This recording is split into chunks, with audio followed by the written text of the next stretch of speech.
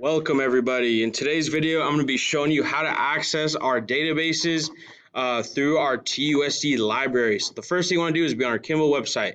Next, click on Students in the top right corner. From here, you're going to want to find the Destiny TUSD library system. Once you click on this, it's going to come up with this pop-up window, but it's okay to click on Continue to libraries.tusd.net.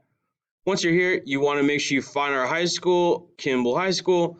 You want to click log in, and once you do not want to try and log in through Destiny. It will not work. You have to click on Tracy-SSO, and once you do that, it will redirect you to our normal Tracy login. It doesn't work for me because I'm on a teacher end, but for students, it should work. Once you get to this page, you're going to want to bring your attention to here, online subscription databases. So there's a lot to pick from, and throughout the year, we'll talk about more and more, but for this career research, we want to narrow our focus to two of these databases. Both are titled ProQuest, but the first one is ProQuest Central Student, and the second is ProQuest eLibrary. So ProQuest Central Student is awesome because it can narrow your results very finely. So before you put anything in, you want to check these two boxes, full text and peer reviewed. A good tool, or I should say tip, for when you're conducting research and using databases is you do not want to use the entire research question that you came up with. You want to use phrases or smaller parts of your question to plug into the database to yield better results. So I went ahead and put in traits of a good teacher because that's the career that I'd be exploring if I were in your shoes. So I'm going to go ahead and search, and let's see what it comes up with. So 61,324 results. That is way too many to try and go through. So I need to narrow my focus. So as you can see, there's a lot of different source types you can pick from. And so when you click on source type and click on more, you can actually include or exclude the source types that you want to be looking through. So that can kind of help limit your search. Your publication date, you definitely want to make sure you have it within the last 10 to 15 years.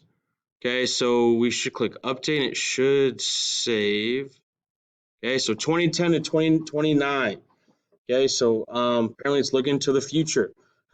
So now you can see our results pretty much cut down by 20,000. So that's still too many results. So after you kind of pick through here, you definitely want to keep looking through scholarly journals. Magazines aren't bad. These other ones aren't bad, but those are just other options. You can kind of mess around looking through these different items, document types, right? But what's nice is with it being peer reviewed, it's already gone through an official process. So you know it is based on credible information and you can trust it. So you can start to look through the results. So personality and ability traits of teachers, student perceptions.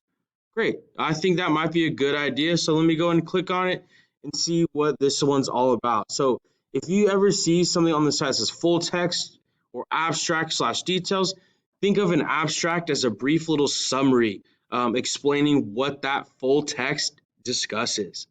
So after reading this, I might feel that this is either a good source or not a good source. So one thing you want to make sure you do is download it, right? Download that PDF, email it to yourself any way possible because you want to make sure you save these.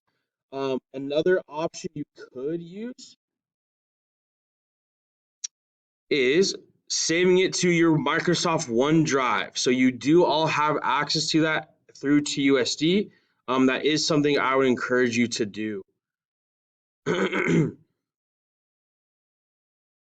oops, sorry, I didn't mean to click on it. So now we go back to results. And so again, that is pretty much how you use this ProQuest database. But I'm going to circle back to look at one more. So we want to look at now ProQuest eLibrary, periodicals/digital media. Once we get here, click on eLibrary. And what's great about this is it has a dedicated folder or dedicated, section for careers. And once you get here, you can see there's a vast amount of careers it provides. Okay, so let's say I wanted to look into being a psychologist. I'm going to click on that. And you can see there's careers, training, outlook, famous psychologists, right? So there's a lot of information to look through. Okay, so you can play around, look to see what kind of information it gives you. Some careers have more information than others. So that is why you don't want to just only use one database. That's why you want to be able to utilize more than one. So I hope this was helpful. If you have any questions, please make sure to reach out. And thank you for watching, everybody. Take care.